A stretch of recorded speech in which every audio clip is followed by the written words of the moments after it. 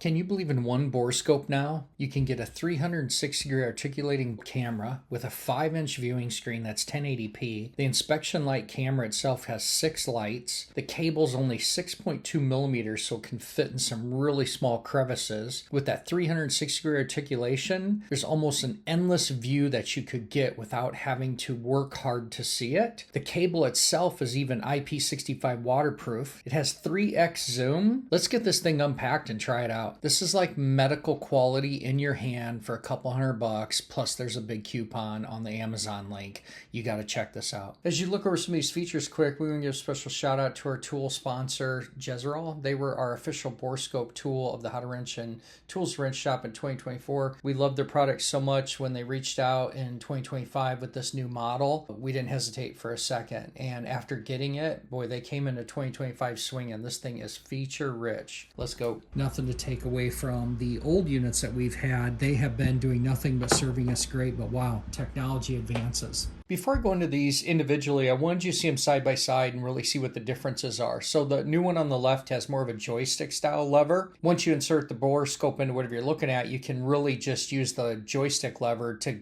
access whatever you want to see. Now the old one, while we had no complaints, you could put it in the hole and you could go 180 either way, but you had to like rotate the cable to maybe get the view that you want. Like I said, not a problem. They're just the difference of the two. It's going to be much faster with this new one where you, boom, you just go in and just basically start aiming at whatever you want to see.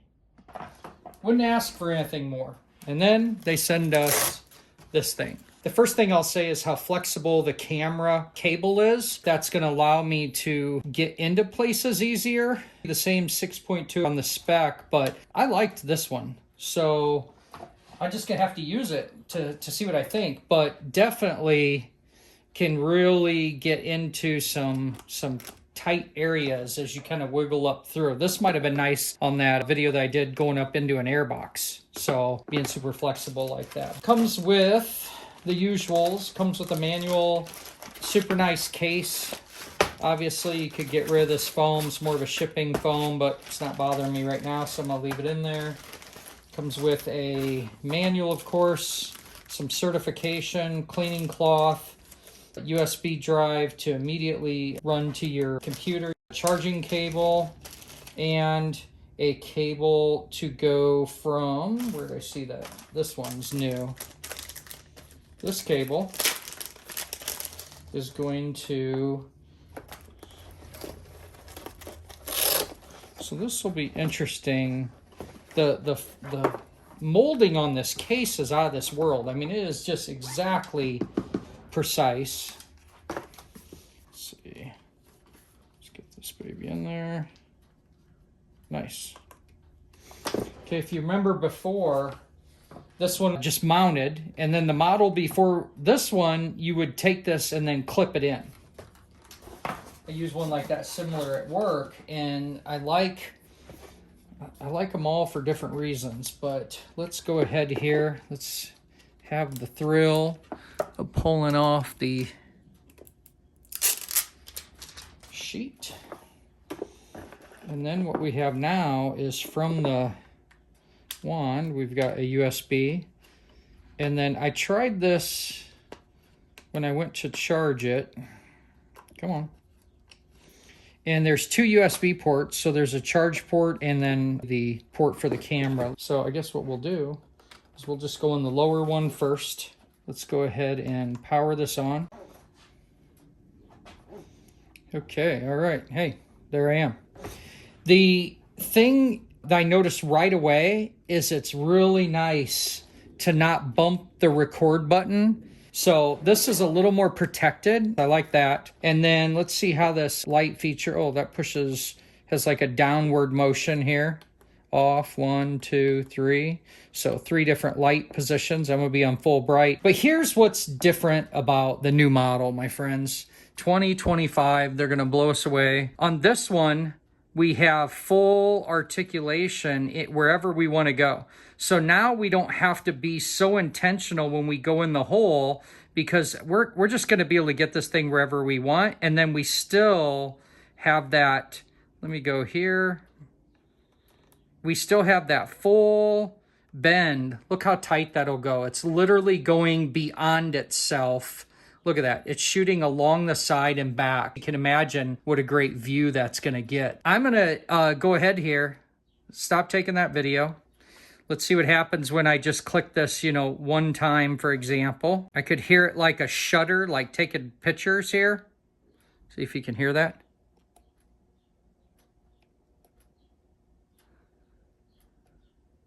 You'll notice when you take a photo, it's going to tell you here on red, successful screenshot. And then we could go through the menus here. I'm sure we could figure out there's a photo.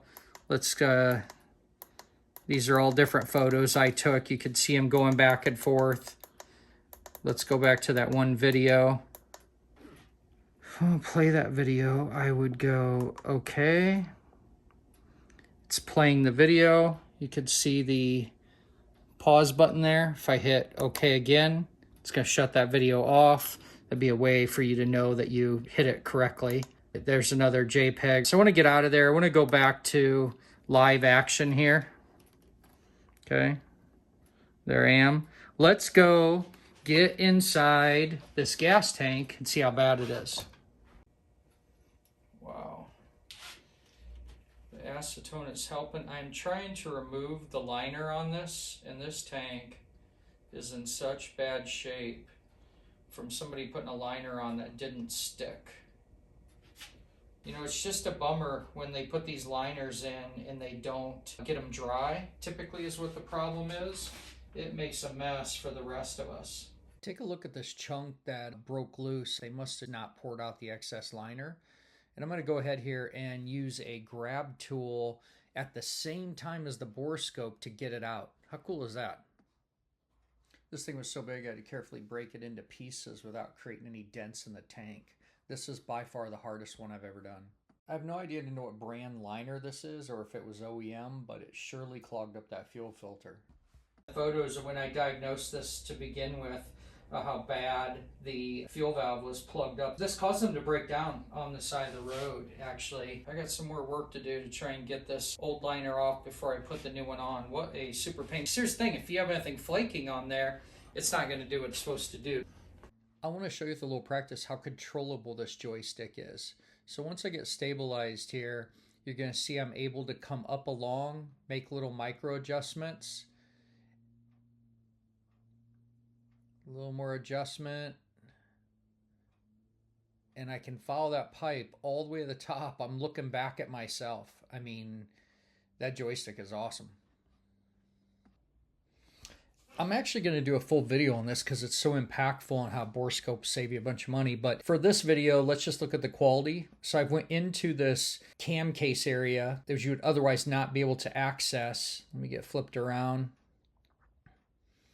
And as I rotate that joystick around, boom, I'm right at the part I can see significant wear and know that I should continue on. Look at the quality of the chain and everything you can see in that view. The lifters here, let's look at those. I mean, pretty amazing ability to get inside there. Watch the full video where I explain why this is so valuable to save yourself a bunch of money. People always seem fascinated to see inside an engine when I do these Borescope videos. So here's another one, good for my customer as well. But you see the carbon buildup on that. Go ahead and flip around here. Start to use that joystick and look at the head. The piston was all the way at the top, so let's switch cylinders. Get into this one. Down a little bit more, you can see that crosshatch, valve cutouts. Let's go ahead and flip around and look at, oh, look at that crosshatch, awesome. Awesome. She run a little rich though. But we can flip up here. Give it a second to focus. A little more crosshatch. And look at that. That is the edge of the valves. You can see how the valve seat is right there. Carbon on the head. Crosshatch and a cylinder. If I wasn't timing the motor, I would have lowered the piston, but way cool. Let's look at our display and our function buttons right here. So I've got that SD card ready to go in there. I talked about the two USB ports, the bottom one being a display makes sense. It's closest to the camera, and then the other one being a charge one. I didn't get the display to work when I moved this to the top one. I only got it to be able to charge. I want to show you something. If I power this on, hold it for a couple seconds, get power on, and it goes right into like, oh cool, it's working, right? If I hit my mode button, you're gonna see I have no file because I don't have the SD card in. So if you missed that, that's what you need to do. So now that we have an SD card, we can actually look at the files on there. That's a real good catch to check that your SD card's in there before you get to a bunch of work and realize it's sitting back in the office in your computer and you can't record any videos for your customer or yourself. So let me show you how to get into the settings. Once you power on the unit, I'm going to simply push the middle button here. And that's going to move me into the different kind of settings I can do. I think these are pretty standard, so I'm not going to go through them all, but you use your arrow keys here to get into what you want to do. What I want to do right now is I want to format this SD card. I thought this would be a good example to show you that. I've chosen my down arrow. I'm going to hit OK. Do I want to format? I'm going to use my arrow keys to get over. Yes, I want to format. Now that's going to erase everything on that card.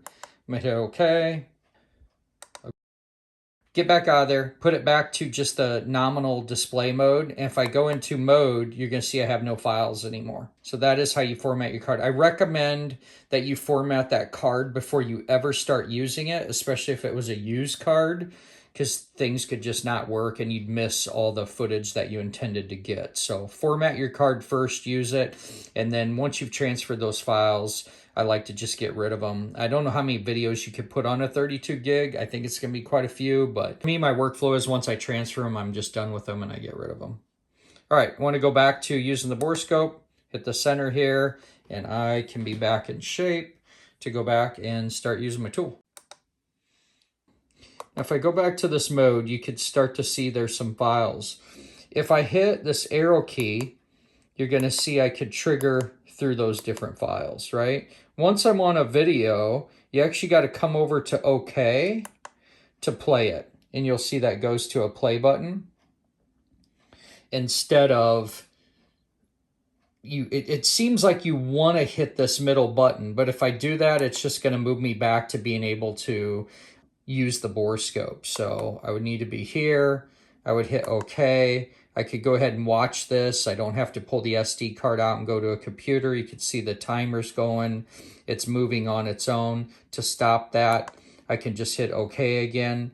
If I want to toggle through anything, I can go up or down here to get to the file that I want and then go ahead and view it. When I want to go back to using the Borescope, I'm going to simply hit the center button and I'll be good to go. That's a real quick overview of the functions on here for the display. The other thing I wanted to point out is, let's say you were ever having a problem here. There's a reset system, but there is also the little traditional reset button on the side here where the charging cables go in the SD card. Little right there. And then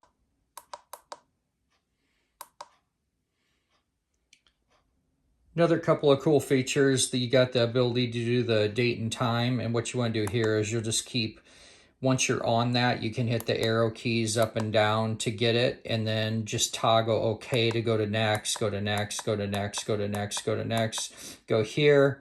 And then it'll close you out of that. Another thing that you could do is you could choose where you want the date tag in your video. So maybe if that were really important, if you were using this tool for like evidence where dates and times really mattered, that'd be a good way to do that as well. Next, let's make it clear the functionality of a couple of these buttons. So number one, if you want to use the light, you can push down on this. I found that using my thumb like this and just cycling through, you have 3 different brightnesses and then you can shut completely off. So we have 1 at full brightness, middle, lowest, off.